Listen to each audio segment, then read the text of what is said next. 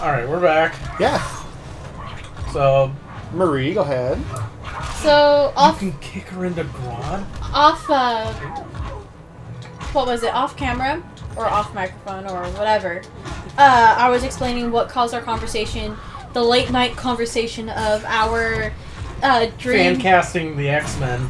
Fan casting the X-Men with, like, today's actors, because, you know, I mentioned to Charlie last night that Kevin Feige said in an interview that since they acquired Fox, mm-hmm. they've been sitting down with all the execs to figure out how to properly introduce the Fox characters into the MCU. Yeah. So that they're not going to do it because like he said he doesn't want to give them a mediocre introduction. Of course. He wants to give them a proper introduction for what they're what they're, for them.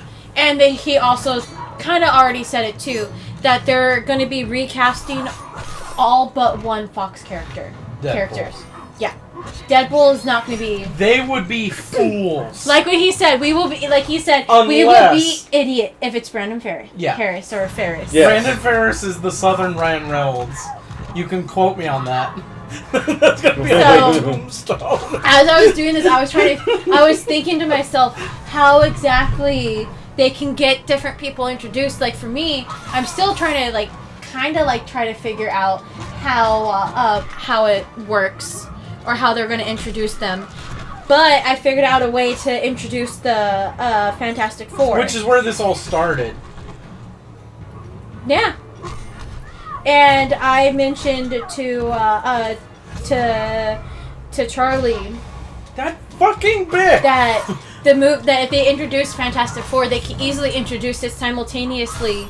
That like the first movie or whatever would simultaneously take place during Civil War. Well, the beginning. Or the beginning of it will take place during Civil War because Dr. Reed would be a PhD student at MIT. Reed Richards. Reed Richards would be a PhD student at Stark Foundation or Stark Foundation said that he approved and funded all of the because he was there at the beginning when he was demonstrating his barf.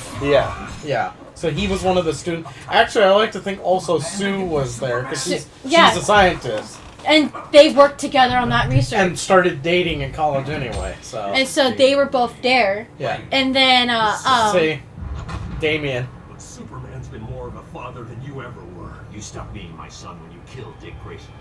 He was my son.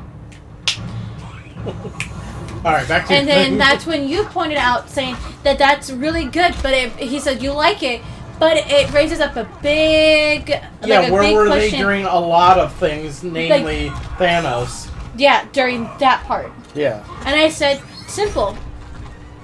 And I explained to him about how, depending on the subject that you go for in college, getting your PhD can take years. Yeah, which I did not think about. I was gonna say when I took history at LMC when I was still at community college, it took her 13 years to get her PhD.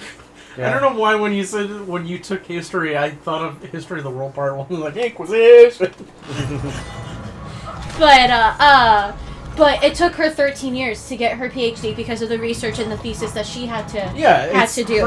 And that's mainly what the PhD is being is finding what you want to do for research, getting it funded, and conducting your research and writing your thesis on it, and then presenting your thesis to like a board of people that will grant you your PhD. It's a long ass process. And more than being a doctor. And so Reed. So mainly the whole story would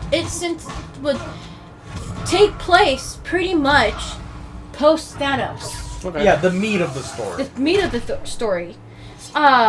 Which I came up with a good explanation. Yeah, what was it?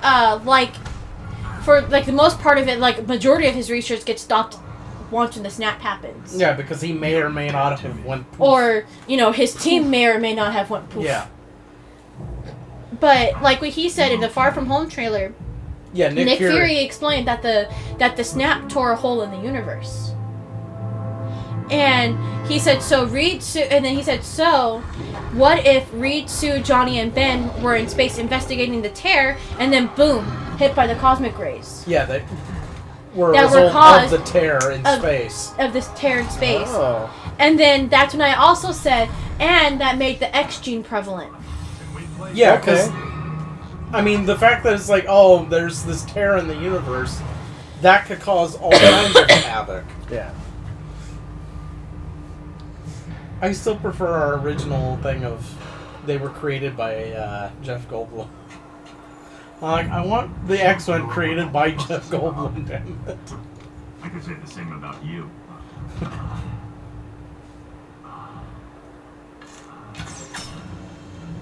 You guys want to kiss, or... Next one might not miss. Actually, I'm Oliver. Shit.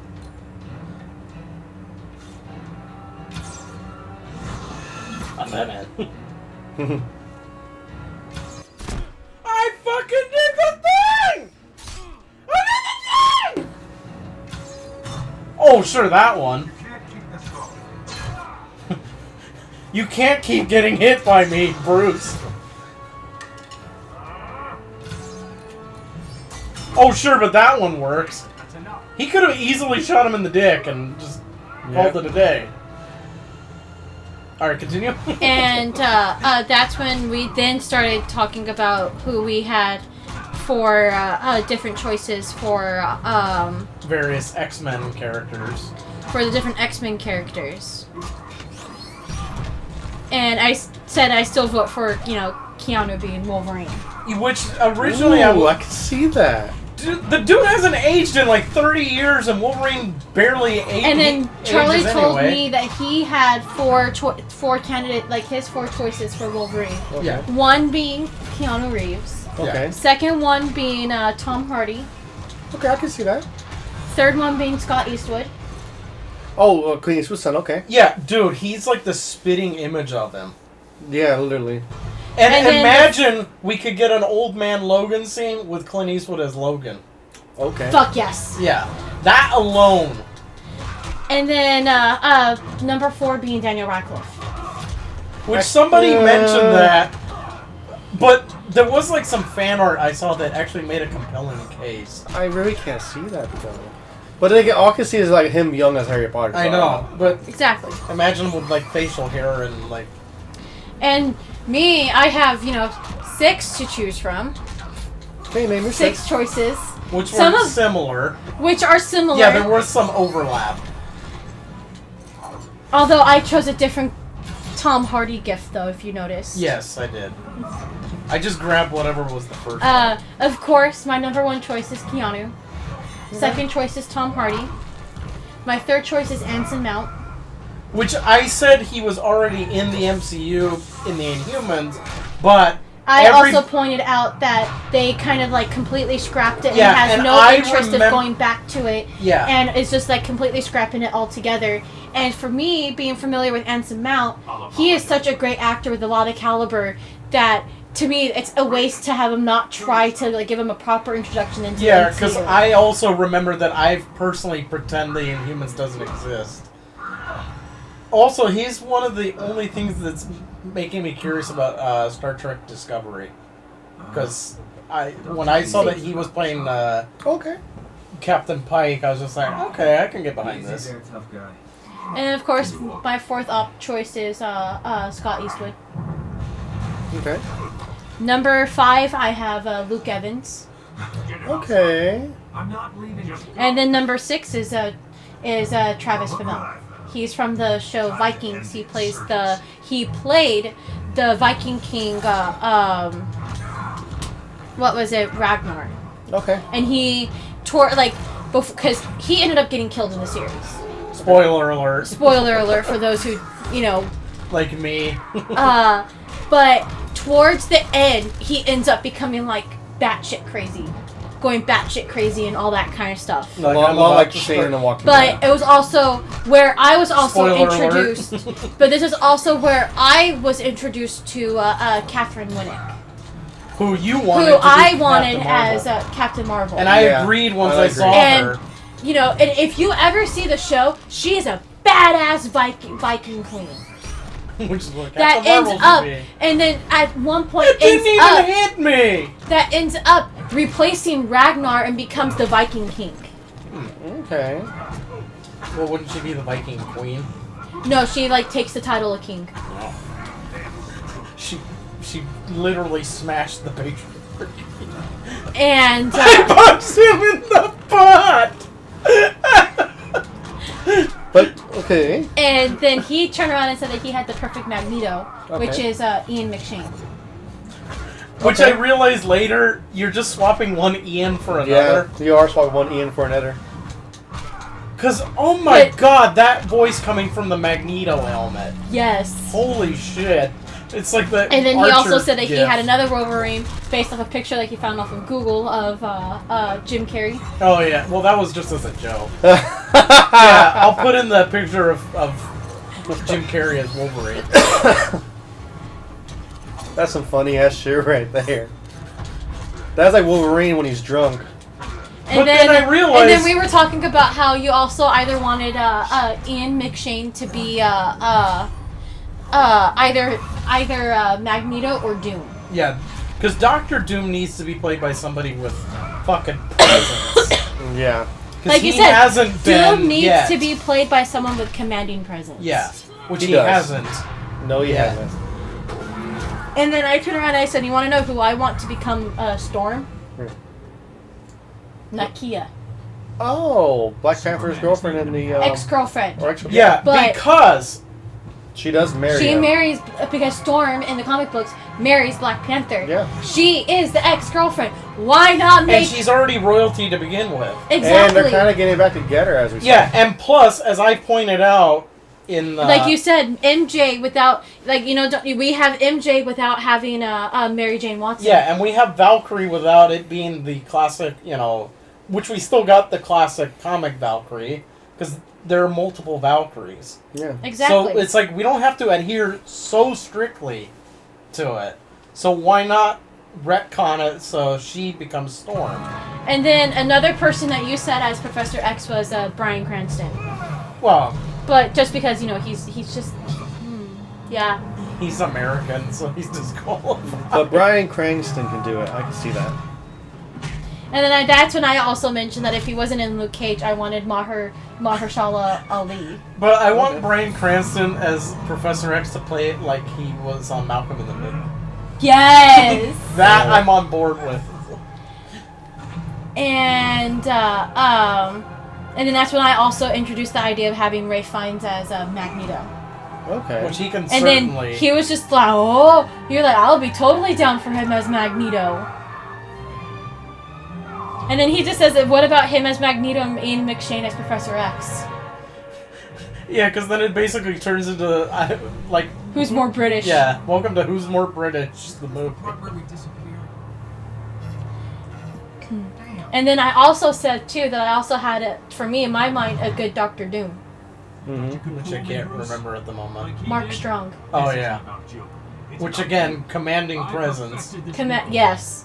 The one, I hate to say this series, but the Robert Downey Jr. Sherlock Holmes movie series, he was in the first one. He played the Lord Blackwood or whatever, the one that rose from the dead. Mm-hmm. Yeah, but it's not really part of the MCU. So. Oh, well, I hate to say it because I don't, you know, I'm like you with the Inhumans, with that movie series. I kind of like pretend that it doesn't exist. Yeah.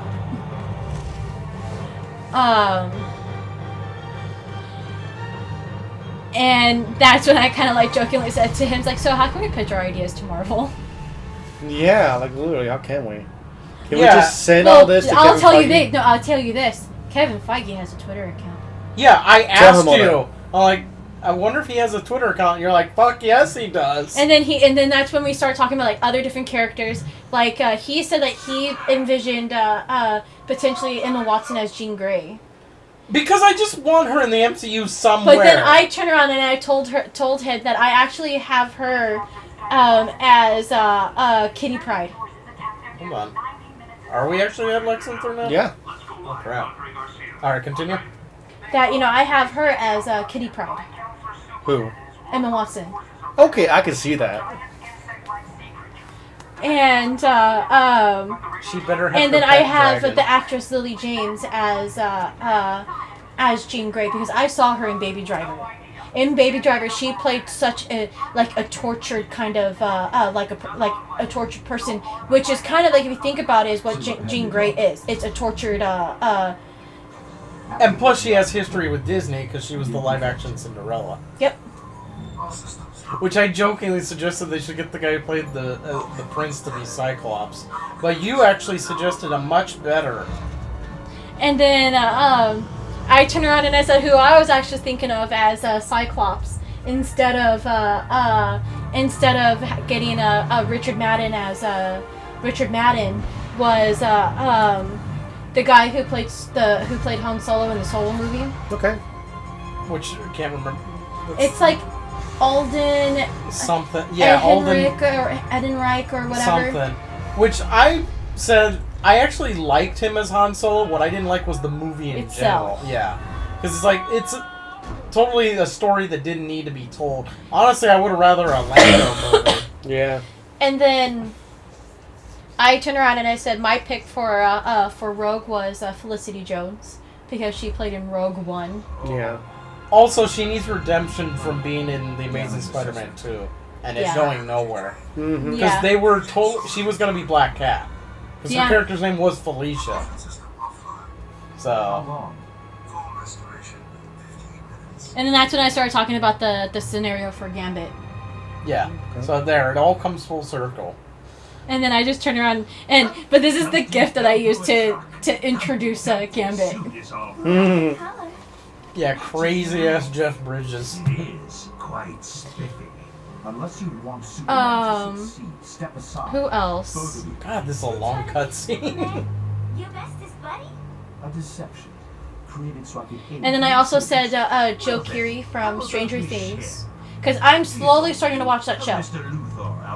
I'm like. Oh, you hadn't seen it before? I've never seen Stranger Things before, but I have started it like a little bit ago, and I'm addicted to it. I'm like on like episode 6 or whatever of season 1. So I really for right now I'm like in love with his character.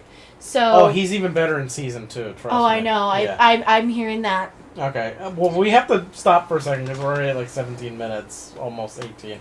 So we will continue this on the next one.